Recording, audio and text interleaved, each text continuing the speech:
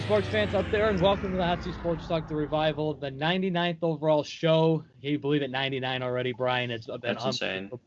But we are in good company as we're joined by three-time MAC champion and Super Bowl champion Josh Gordy from Central Michigan University that I'm so fired up to have first Chippewa on the show. You know, I loved all the Spartans that we've had on so far, but it feels good to have, someone represent Mount Pleasant on here. So Josh, welcome. Thank you for being on the show today. We appreciate your time. Thanks for coming on. Yeah, man, no problem. Like I said, good to be in company with other Chippewas. My wife is a Chippewa, but always good to see others. From around the country. Good to see that maroon and gold in the back. Yeah. Look forward to a great interview, man. All right, let's get started. So how did Central Michigan recruit you out of high school, and were there any other schools interested in you, and what made you come into Central? So there was another school, Wofford College in South Carolina, smaller school.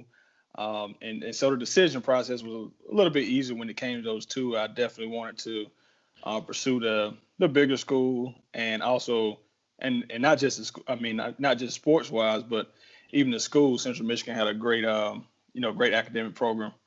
Something around the sports rehab field. So health fitness, that was my major. So definitely wanted to make the best of it that way.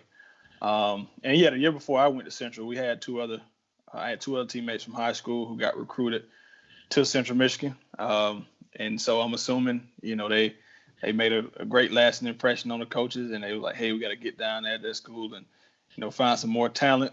I wasn't a highly recruited guy, so, that was a blessing to me, just to have Central Michigan, interested in me coming to play football. So, I decided, and the rest was history.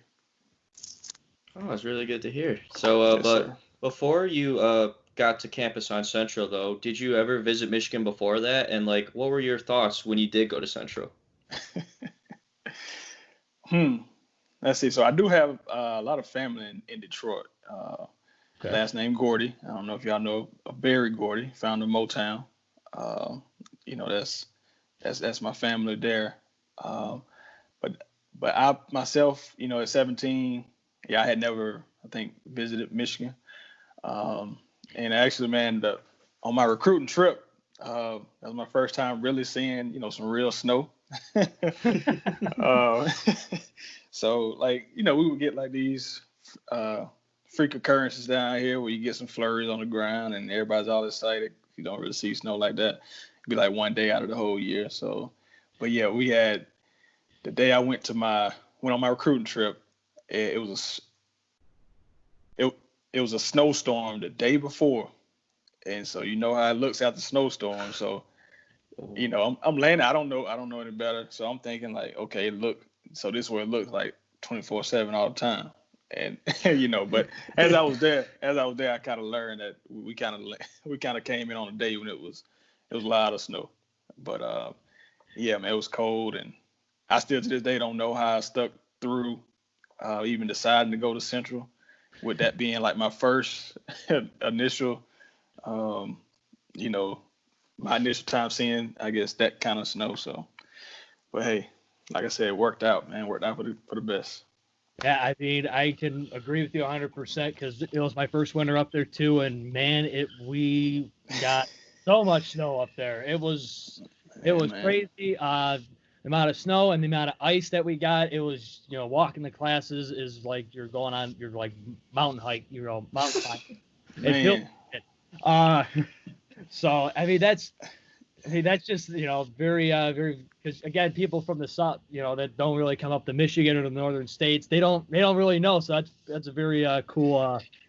Yeah, and you mentioned going to class, man. I think my freshman year I had a class 8:00 at night, and it was on the opposite side of the campus from the dorm.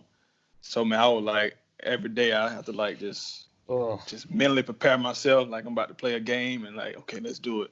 Get bundled up, boots on, music in. I just make that walk. Man, it was great. I'm with you 100% on that one. 100%. Yeah, man. Wow. So you mentioned your major at Central Michigan. I'm sorry, was it health fitness? Yeah, health fitness. Yep. So what made you choose that major? Well, coming out of high school, I wanted to, pursue sports medicine. Um, just something that kind of interested me being in the, I was playing sports. I was like, well, when I'm done, that'll be something I could, still stay around the game with.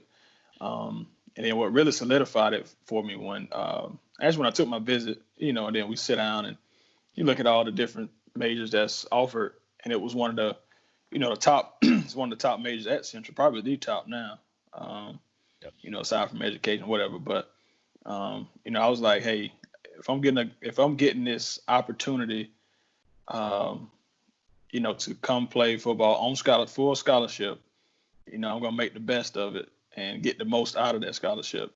So I didn't want to just take no BS degree. I wanted to walk away with something that was definitely, reputable around the country, and that's what it is. I don't know if any guys got the same major, but our actual bachelor program at Central under health fitness is equivalent to most schools, masters. So that really was a positive thing that came out of that degree. Yeah, I mean, I can, Brian can't relate, but I can relate to 100%. I'm going into physical therapy at Central Michigan right now. Okay. So I can totally relate to like what you're saying. What about the bachelors compared to the masters and stuff like that? It's just, they just do a great job up there, and lucky for me, I got 6 more years of college left ahead. So yeah, lucky you. Yeah. Lucky you. So now your career at Central, you're an instant starter in 2006, including winning the MAC championship that year and the Motor City Bowl that season.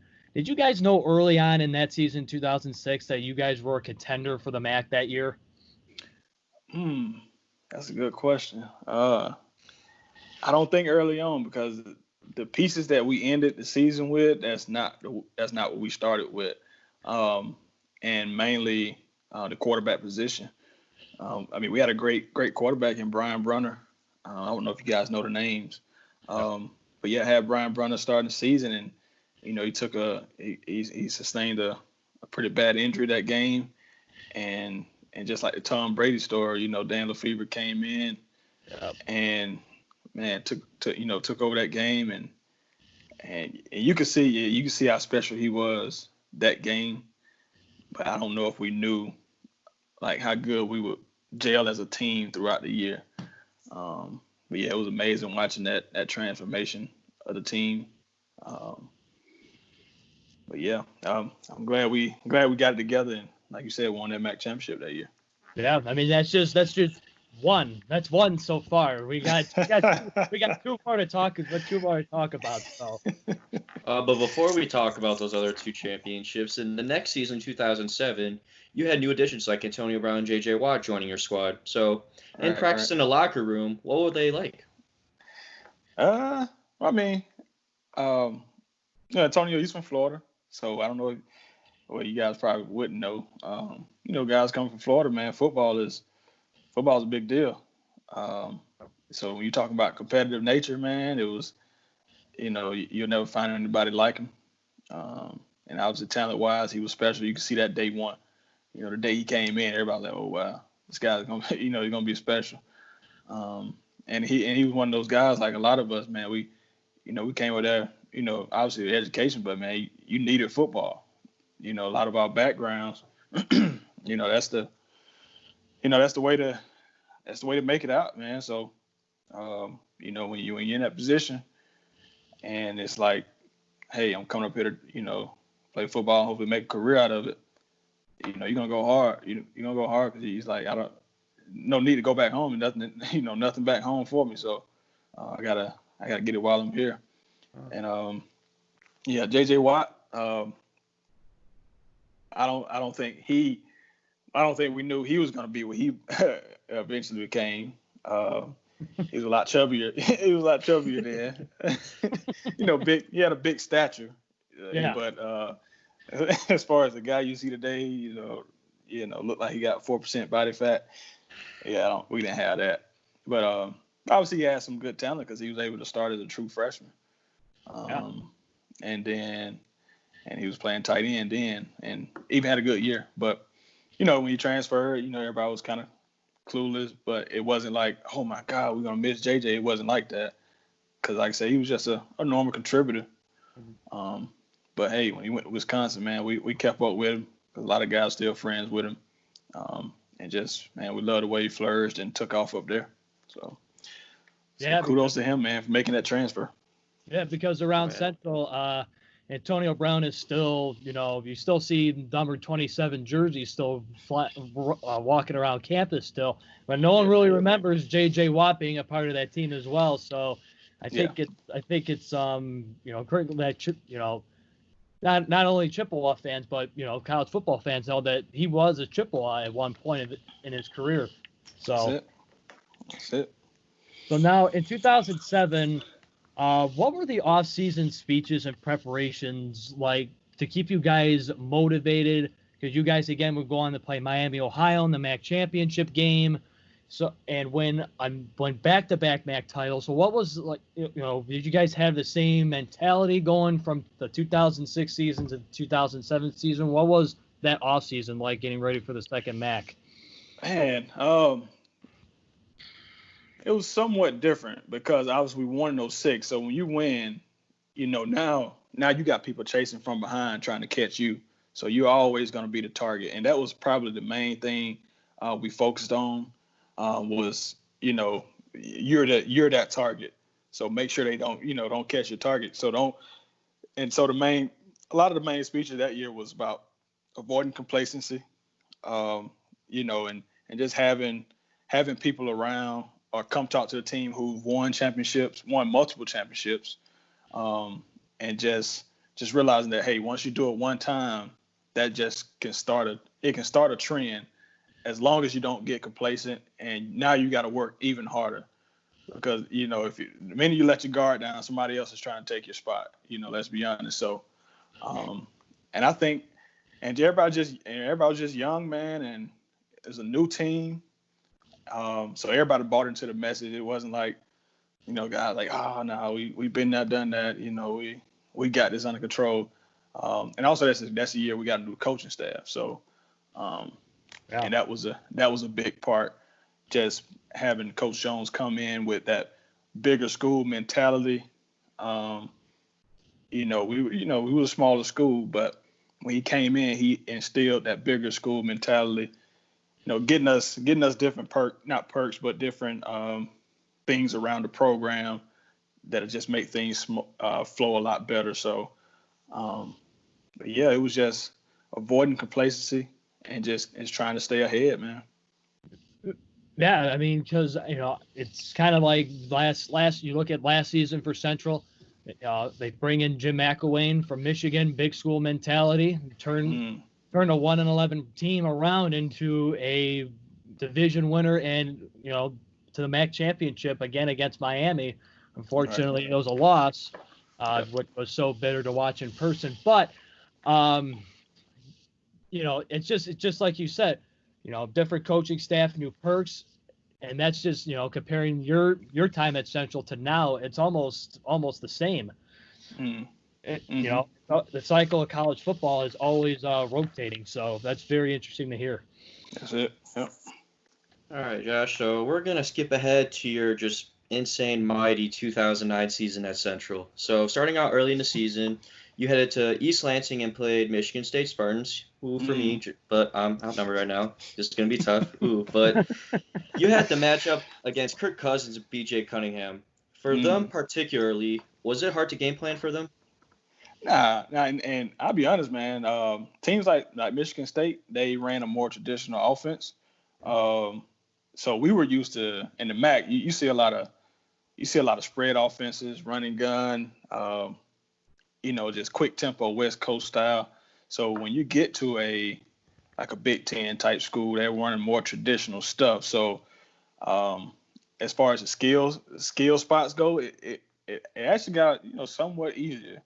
But now in the middle, that's where it got tougher for those guys, because now it's more ground and pound, more physical. Who's gonna last through the fourth quarter? So, so it wasn't anything out of the norm, trying to game plan for.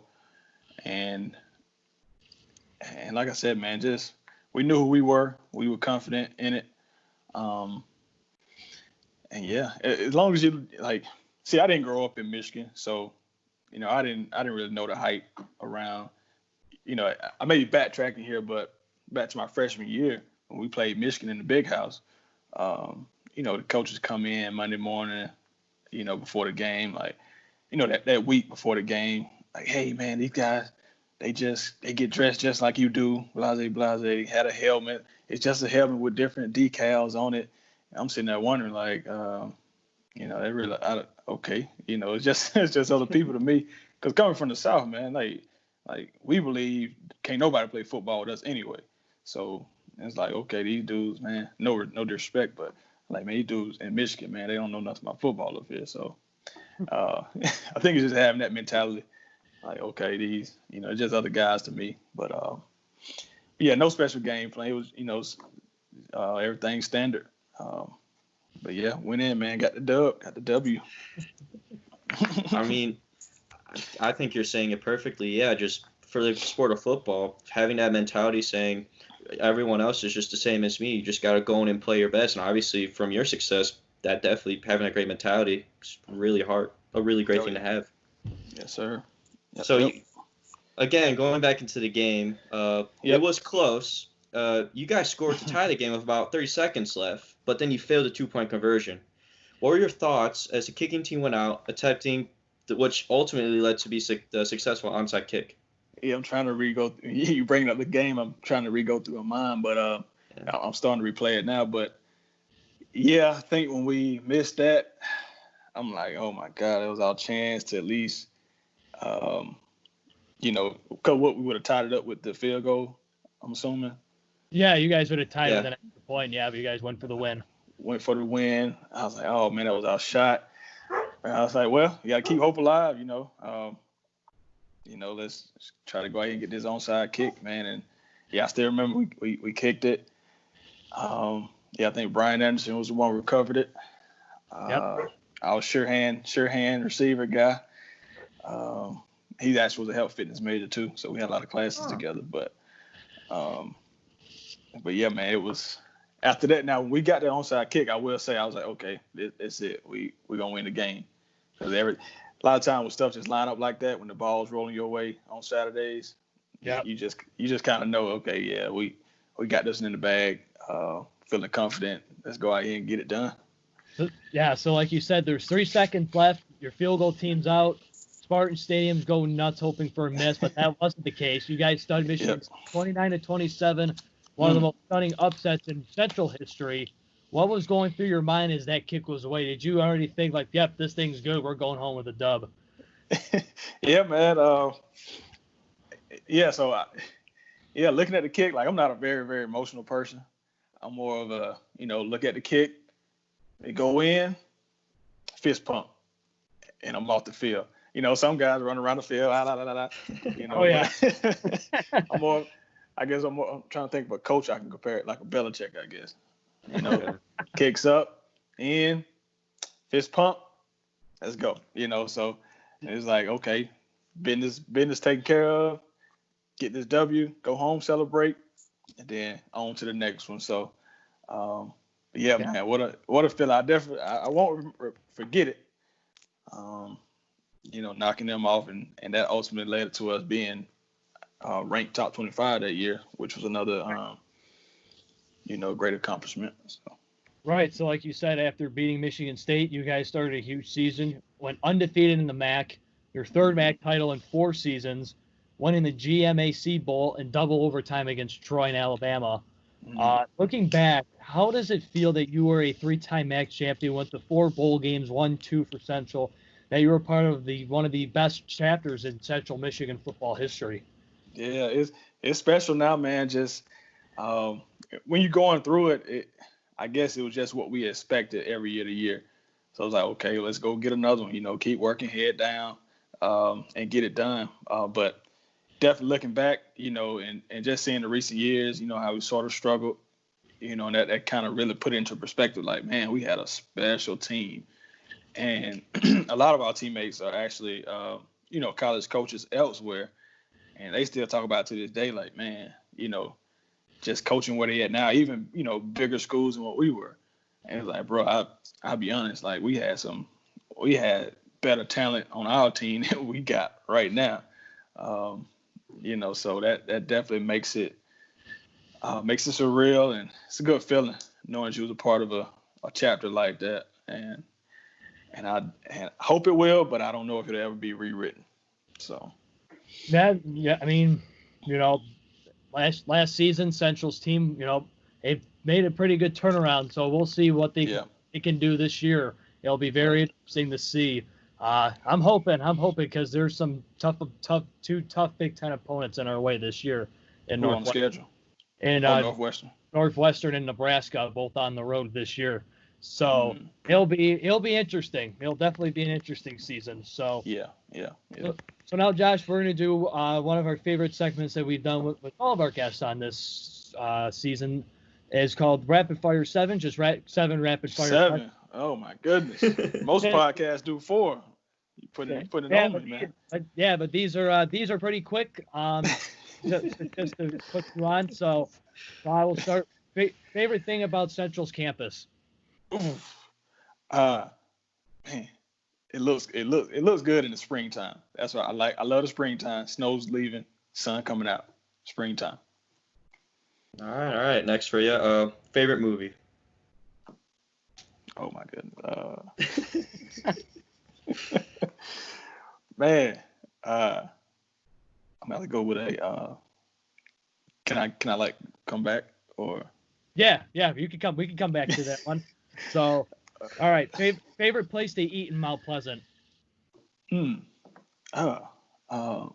cabin. Sorry, say that again. I'm sorry. The cabin. The cab. Oh yeah, the cabin. Yeah, the cabin. Absolutely. Pizza. Yeah. I actually went there when I went for homecoming this year. Yeah, I remember when they honored the 2019. I was at that game, saw you guys on the field. But I have been to the cabin. Really good pizza. Oh yeah. I feel like I'm hitting you with the hard questions now. Ooh, if you could travel anywhere in the world right now, just where would you go? Okay, easy. Hawaii, just because my wife been trying to get there for so long. So I want to make that happen sooner rather than later. Hawaii. All right. So since now we're on the tail end of this whole COVID-19, what was your go-to food during quarantine? Anything on the grill, honestly. Hey, it's good weather now. The weather was just starting to heat up, and so man, we was on the grill. I swear every day. So, I would say anything grilled. Chicken thighs is one of my best on the grill. One of my favorite foods off the grill. So there you go. That's delicious. I could not agree with you more. Yes, sir. Ooh, so now for your favorite NFL city to visit. You know what? I'm gonna say Green Bay. On a Sunday though. Don't go during the week. There's nothing else to do in Green Bay during the week. But I always tell people, man, if you got a chance to go to at least one NFL game, you got to go to Green Bay. Out of all the places I've been, been in 5 different NFL cities, but Green Bay is something special about them. That's all they got. So yeah, when it's Sunday, man, it's everything shut down and it's time to go to Lambeau. So definitely Green Bay on a Sunday. Absolutely. Favorite thing to do with your family? Man, hang out by the pool. Again with the warm weather, we've all been. It's been been more like a blessing really for us. Just more time together, quality time. Yeah. What I do for work anyway, I don't really have to go to a traditional 9 to 5. I can do it from home anyway. So it was a smooth transition for us. But man, definitely just hanging out with the kids by the pool, making a fire at night. Those are memories that's gonna last. When you get older. So those things you're gonna remember. Absolutely. And going back to your favorite movie? Yeah, man, still wasn't thinking, but so I love Will Smith and I love Denzel Washington as actors. Will Smith, you got 7 pounds. Pursuit of Happiness. Yeah. Denzel, American Gangster. That might be it. American All Gangster. right. Remember the Titans was a good one too with Denzel in it. Yeah. That was a good one, too. Definitely All was. All right. So we got through all 7 of the rapid fire questions. Awesome. Oh, that was good. Yeah, it wasn't too bad. Didn't sweat too much. All right. So now we're gonna talk about your NFL career. So you were an undrafted free agent and you signed with Jacksonville, but then you'd go to sign with Green Bay, as you talked about earlier. From going to Jacksonville to Green Bay, was there a big culture change going on? Oh man, yeah, total culture change. Because in Jacksonville, it was a pretty bad team. You know, no need to sugarcoat it. But you know, so it was kind of you can get a kind of a sense of a panic mode. Like, hey, this the season, we got to get it done. So it was a lot of uptight days down there. But yeah, going to Green Bay, man, it's top notch, first class. I mean, you just start with the cafeteria, like, you know, just seems to be more love in the food, you know. But it's just a building, and like I said, like Jacksonville can get lost in the city a little bit because so much to do in Jacksonville. Right. Green Bay, man, it's just that. It's just that, man. And you the heroes, the kings, so they get a lot of attention put to their facilities. So right, it's like you guys riding in during training camp, riding in on your bikes and stuff like that. Oh man, yeah, that was tradition and stuff like that. So I mean, that's all. Like you said, that's all they got. So you were on a team with defensive players such as AJ Hawk, Clay Matthews, Charles Woodson in Green Bay. What were those guys like in the locker room and stuff? And what were your defensive back film meetings like in Green Bay? Man, yeah, those are good questions. So first off, I will say I was blessed enough to play with probably about 3 or 4 guys that I looked up to growing up, actually, which is kind of funny. Charles Woodson being one. When I was in Jacksonville, Rasheem Mathis was another. And also Al Harris in Green Bay. Those are all guys I sort of, studied a little bit once I started playing DB. So definitely was a blessing to be in the meeting rooms with those guys. AJ Hawk, first thing that come to mind was smart guy.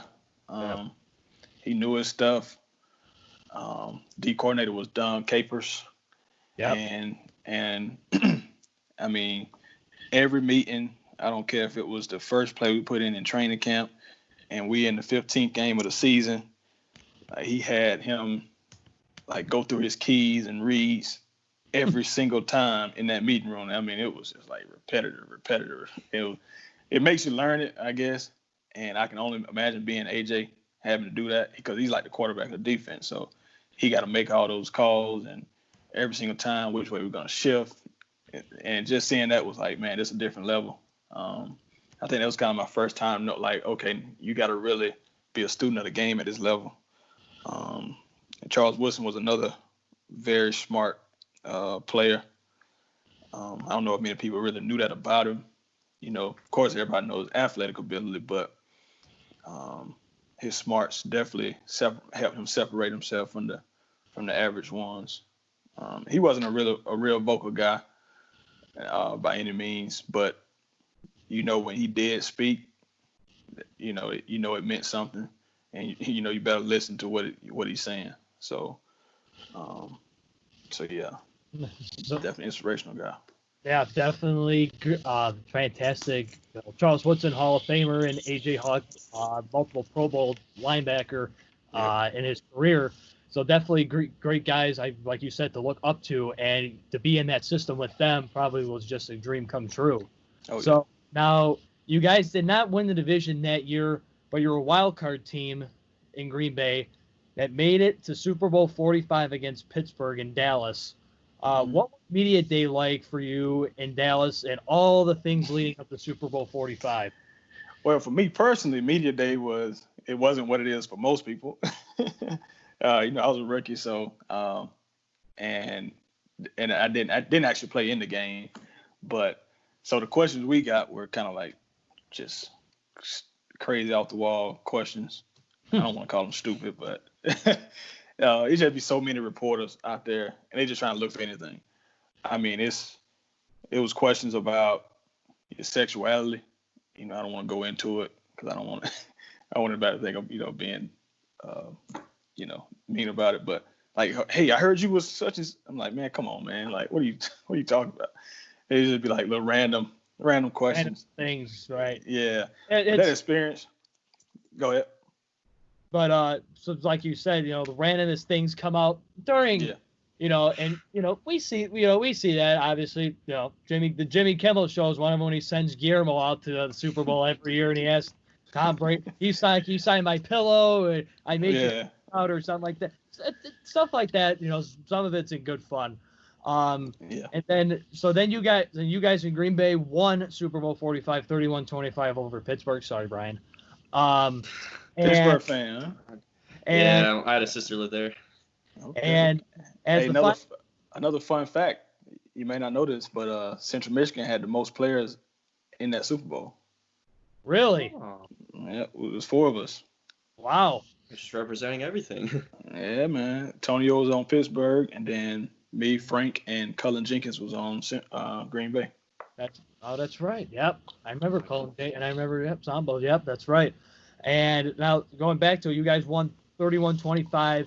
And since like you said, you didn't play in the game, unfortunately, did it hit you immediately that you were a Super Bowl champion?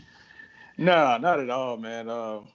And I think partly because that was my first year in. A lot of guys go 12 years or whatever and don't get the opportunity. I think it would have hit more then. But, honestly, first year, I ain't gonna say I just expected it, but it was like, okay, let's just keep riding this thing and see how far we go. And it was like, damn, Super Bowl. So,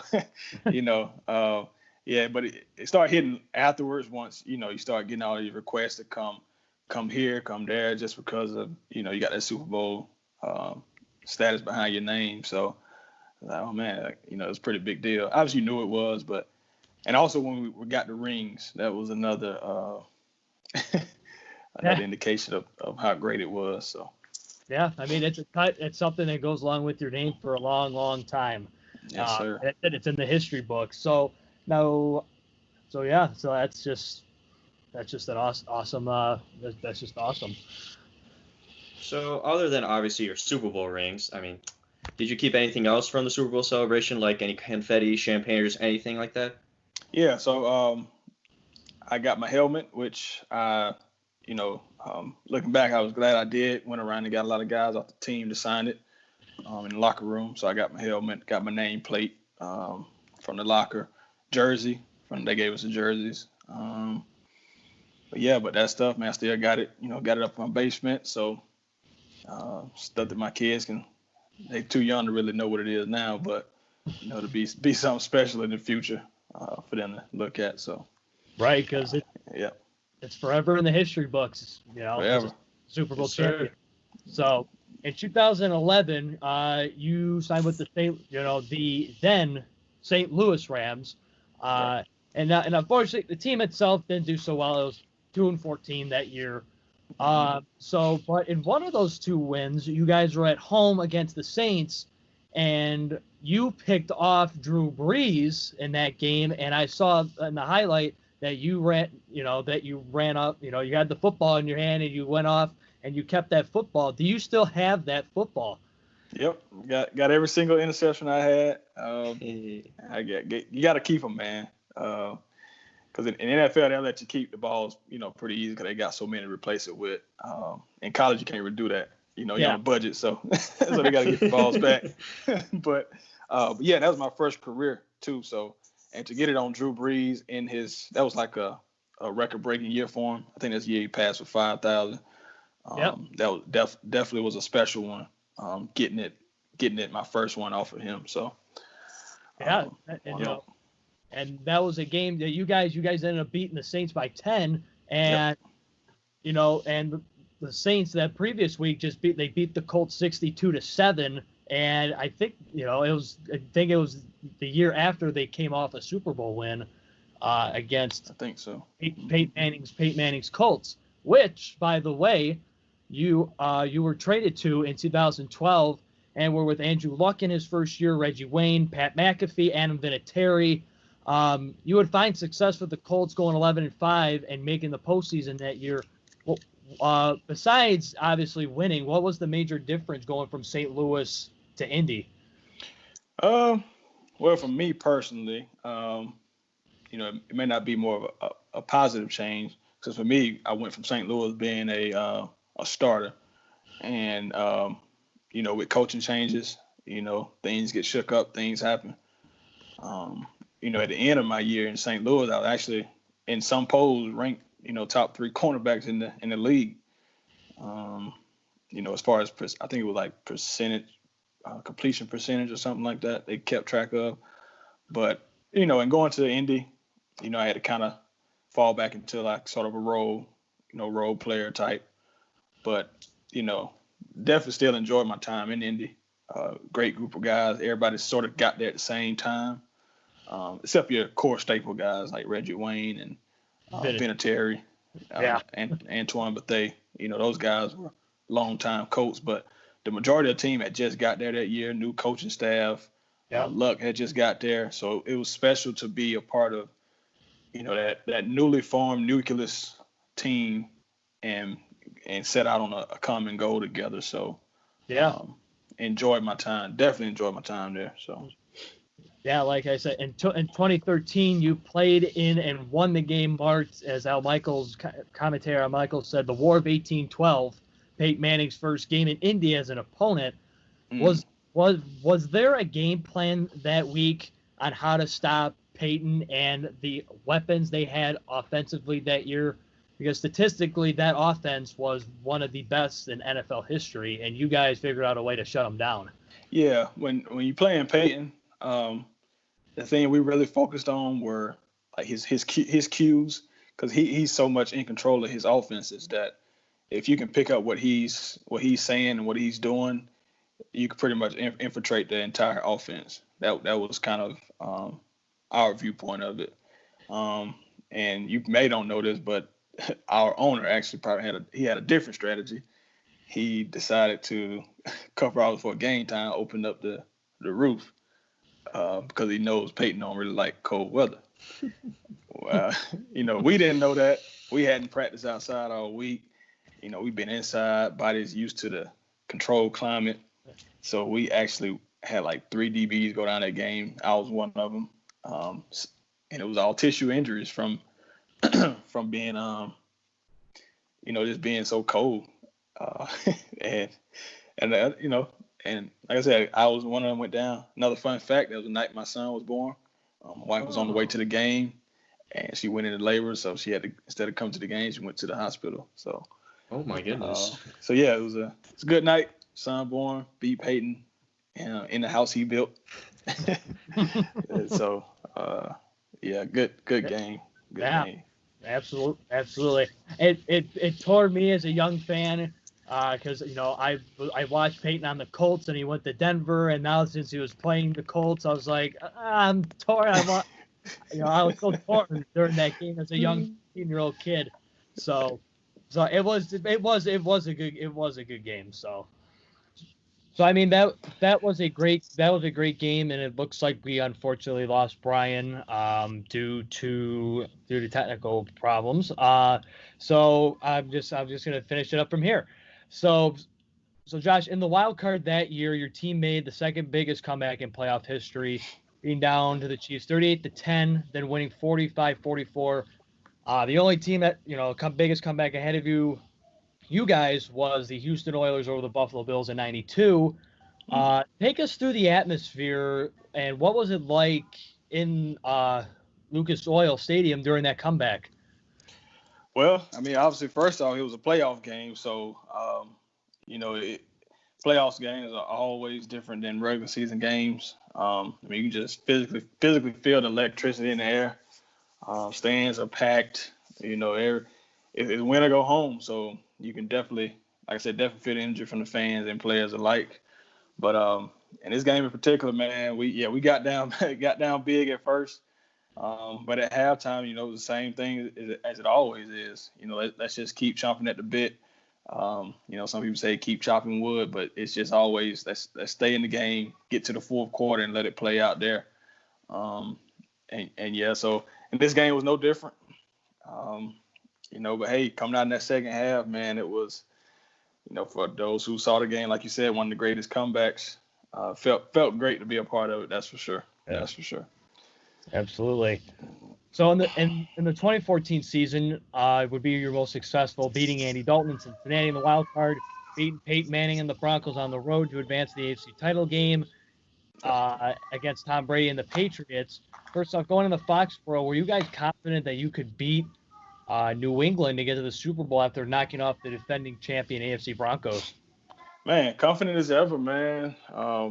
It's just the mindset that just playing in the NFL that you're gonna have, because I mean it's everybody out there is just as talented as the next guy, and on any given Sunday anybody can be beat. Anybody can take the crown like I said, on any given Sunday. But Tom Brady, he showed us why he's one of the greatest ever. Yep. Definitely, much respect to him. If you're not on your game with that guy, he's gonna make you pay every time. I tell people all the time, man, one of the greatest things I think about him is, if you make a misstep, he's gonna find it. Some QBs you can get out of position, lose your guy for a couple seconds and you can recover. But yep. But with him is, I don't know, it's like he got 6 eyes on all his receivers at all times. So you make a bad mistake, bad step, he's gonna find it and take advantage of it. It's almost like it's how quarterbacks just go through the reads, first read, second read, third read. It's like he's reading or fourth read. It's like he's reading every read at one time, which is pretty. Him and Peyton, Drew Brees, all those guys. It's like they know how what receivers, who's open and stuff like that. So it's just incredible. Yeah. And it's unfortunate you guys lost that game.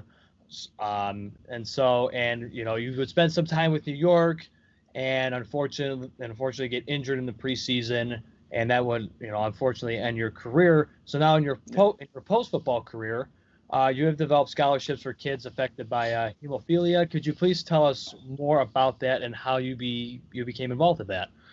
Yeah, so I started a nonprofit in 2012, the Josh Gordy Hope Foundation, centered around hemophilia and the hemophilia disorder. In the hemophilia community. And it all started with my nephew. He was born with hemophilia, severe type A with inhibitors. Those who know will know what I'm talking about with that.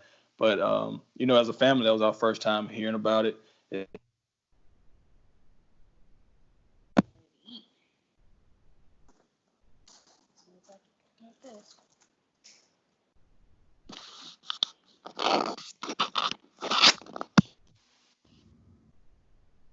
Can't hear you. Oh, man. How about now? Yep. Oh, man. What's going on? Okay. So what'd you hear last? You were just saying about your family, just hearing about it for the first time. Right. Yep. That was our first time hearing of hemophilia. And it's like that for most families that come into the community. Just wanting to bring light to it. It's not one of the more glamorized disorders. Doesn't get as much attention. So wanted to do my part, what I could. And so from there, we decided to, offer a couple of scholarships every year, valued around $1,000 most of the time, to high school seniors who are affected by hemophilia throughout the country. And so that's been a blessing to be able to give back in that way. And just be a part of that community, man. It's a small knit community, so everybody sort of knows everybody. Every time it's an event, you show up, you're gonna know at least 10, 20 people there. So it's been real neat to be a part of it. And on a positive note, my nephew, as of late, he hasn't had too many complications due to a drug that came out about 2 years ago. He went from having somewhere around I guess maybe three bleeds a week. Astronomical number. But and now, I mean, he's probably had 2 episodes in 2 years. So that definitely was a blessing. That is definitely was a blessing. That is fantastic to hear, Josh. Yep. And again, prayers out to him. Still battling this rare disease and stuff like that, or condition. So, and that he didn't get to graduate, in a typical fashion this year as well. So we just hope from all of us here at the show that he has a good graduation and that he is the most successful in college. Oh yeah, appreciate that. So I think they actually planning on. I think they actually going to do one now. It's just going to be limited people in the stands, but I think they had decided. Great. I think I heard a couple days ago they're going to actually do one. That's great. Yep. That is fantastic. It is. So that's all we got. Josh, thank you so much for your time on the show. We greatly appreciate it. We've had some Spartans on, but it feels always good to have a Chippewa on. Well, I can say it now, because unfortunately, because we lost Brian, it feels really good to connect Chippewa to Chippewa. Yes, sir. So even though I got a long way to go personally in school, it feels good to connect with fellow Chippewas. Yeah, man. Good luck with that. Thanks for having me on. Just keep grinding away, man. I know you getting the show up and running.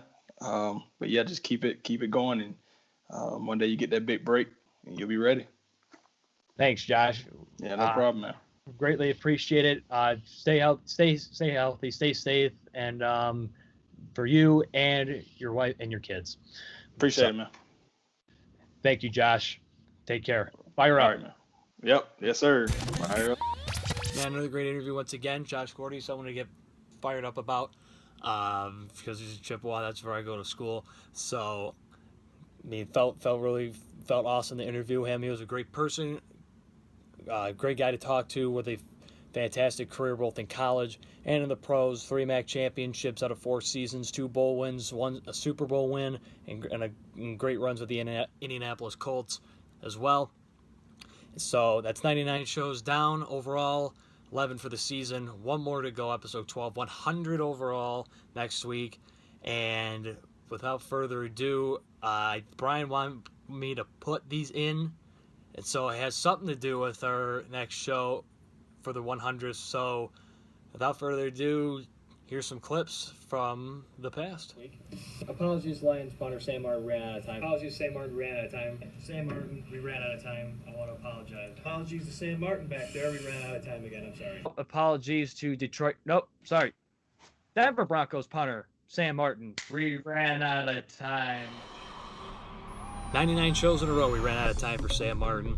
And now it's Sam's turn. He is going to be on the 100th overall show of the Hot Seat Sports Talk and the season finale of the Revival. We can't wait. It's something we've been looking forward to for a long time, and it's going to be a great interview. Make sure you tune in. Please make sure to like and subscribe to all of our social media links and our YouTube channel. Check out our website as well. So for the last time, apologies to Sam Martin. We ran out of time for this episode, but not for the next. Make sure you tune in with us for the 100th. We'll see you next week. As always, keep it fresh.